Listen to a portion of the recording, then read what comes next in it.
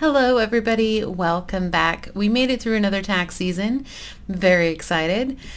So a couple of weeks ago we talked about sort of spring cleaning and getting rid of stuff and donating it to Goodwill or wherever. Today we're going to switch gears a little bit. We're still in the housekeeping mode, but we are in financial housekeeping for businesses. So we're going to look at just a few things that you can do right now. Go into your QuickBooks file, check for these couple of things, and see if you can make an improvement in the next 10 minutes. So let's take a look. So we are in a sample file, put that right up front. And we're just going to look at a couple of reports, and we're only going to spend a brief amount of time with them. So bear with me and follow along. Pause when you need to.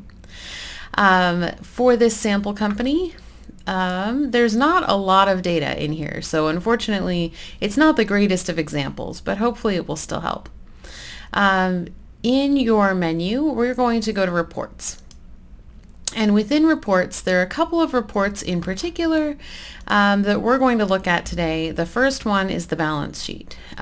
Usually that's linked here in this favorites section. We are going to go to the one that I've already got pulled up. We're going to, for the sake of this day, we're going to use a rolling 12 months. So we're going to look at data from April 1st of 2023 through March 31st of 2024. So we've got 12 months, the most recent 12 months. With a balance sheet, it's really just a snapshot in time. So the balance sheet itself is only showing you what your numbers were on March 31st, on that ending date. But the nice thing about choosing a year like this is that we can choose to compare the prior year or a prior period and see what has changed between then and now. Again, this particular file, not the most useful because there is no data the year before, but we can still take a look at a couple of things. So when you look at your balance sheet, I know this is a report that is overlooked often. You're really just looking for a couple of things in the moment. Right now you're looking to see, do the numbers make sense? The balance sheet is a list of everything that you have and everything that you owe. Do we have all of your bank accounts listed? Are the balances reasonable? If they are a huge negative or a huge positive outside of what your balance actually should be, then there's a problem somewhere. And hopefully as we're halfway into April, your books are complete through March, so that should not be the case. Undeposited funds, if this number is huge, there's something wrong in the way that you are matching up transactions. We can help with that if you have questions. Any assets should be listed. Sometimes they're listed in a group like furniture and fixtures and office equipment, and sometimes they're listed separately. In this case, there's a vehicle. But really, in the balance sheet today, what we're interested in looking at is your debt. So what do you owe? What credit cards do you owe? What other vendors do you owe? Loans. And the thing to be thinking about, particularly in this comparative report, is what's your plan for paying down this debt? What do the interest rates look like?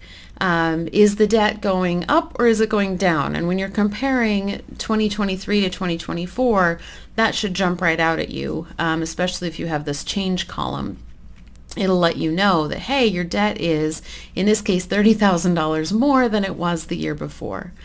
So definitely take a look. Let me know if you'd like more strategies around hitting that debt and getting it reduced. But for now, let's just look at what is the debt so that you know what you're working with and can set a goal appropriately.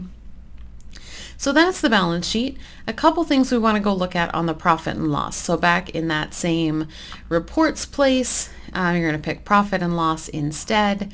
We have that one already open as well. And again, we have these dates chosen, April 1st, 2023 through March 31st, 2024, that rolling 12 months. Normally, most of our clients at least use the cash method of accounting. We're leaving accrual marked on this one just because there's more data to look at on the accrual basis in this sample file. So your profit and loss shows all of your income in and all of your expenses out. And we're looking for a couple of different things in this report. One of the things that I would encourage you to do is, after you've set your dates and run the report, to choose display column by and to choose months. And what this gets you, which won't show very well here, but it'll get you a report that shows every month side by side. And there are a couple of things that are nice about that. One is that when you look down, just visually look through the report, you should see where there's normally a number every month and then suddenly maybe there's not, so a gap. It could be just that there's a timing difference and something got paid in the next month. It could be that something got forgotten or miscategorized. So kind of a nice view to look at it that way. But the other thing that we are looking for in this monthly profit and loss at the moment is, what does your cash flow look like? Now, granted, the profit on a profit and loss is not the same as the amount of cash. There are certainly some differences. Your profit and loss may say that you had a $5,000 profit, but because you paid down loans and because you took distributions out of the company, that's not what cash is actually in the bank at the end of the day. But this should give you an idea of, what does your monthly profit look like? How much cash are you dealing with that you can use to do those distributions, that you can use to pay down that debt or to save up for new asset purchases. So that's the main thing we're looking for in this month-to-month view. I'm going to go back and switch it back up to total only, especially because this file has an awful lot of months of zero. The next thing to look at on the profit and loss is just to look at a couple of categories. This particular file, again, doesn't really have the categories I want to show you, so I'm going to show you some strategies instead on different categories. But the ones that I see the most that have some room for maybe saving some money would be your dues and subscriptions category. Often we sign up for things and we forget that we're signed up to them, or maybe there's a way to switch to a lower cost plan, and you may just need to clean that up. So dues and subscriptions is a good one to look into. This particular file has a category called miscellaneous. In some files this may be the Ask My Accountant or suspense category. Definitely one to make sure gets cleaned up on a regular basis. The other things you might want to look at are things like bank fees, which kind of goes back to, what are you paying in finance charges? So let's just look at how to look at this data more carefully. You've got your profit and loss. It tells you in this case that there was $2,916 in miscellaneous transactions. When you click the number, it will pull up a report. QuickBooks has recently changed what this report looks like, and so when you click it, it may or may not show this new format. But the end result is the same. It'll pull up a report that will show you what all of those transactions are.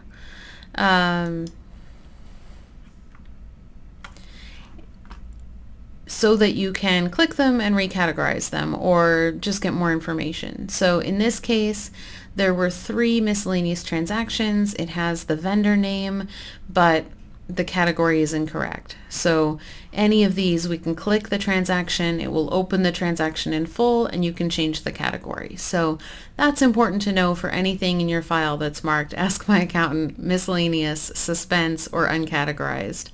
Certainly if you're working with an accounting firm that helps resolve those, that may not be something you need to do. But in some cases, in some of our client relationships, we are putting things there because we don't know what they are for without additional information from you. So work with your accountant on that.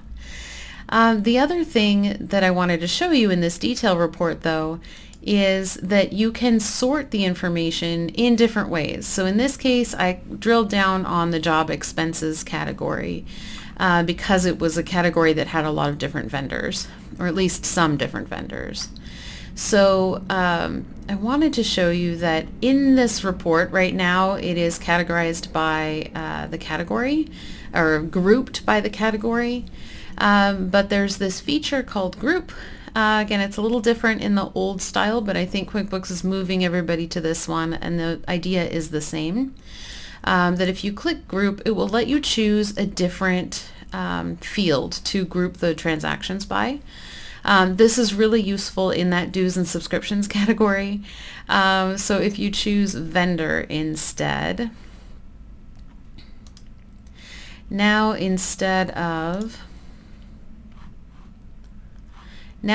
seeing this report grouped by what category it was, it's grouping it by vendor. So it'll show me everything for this vendor all together.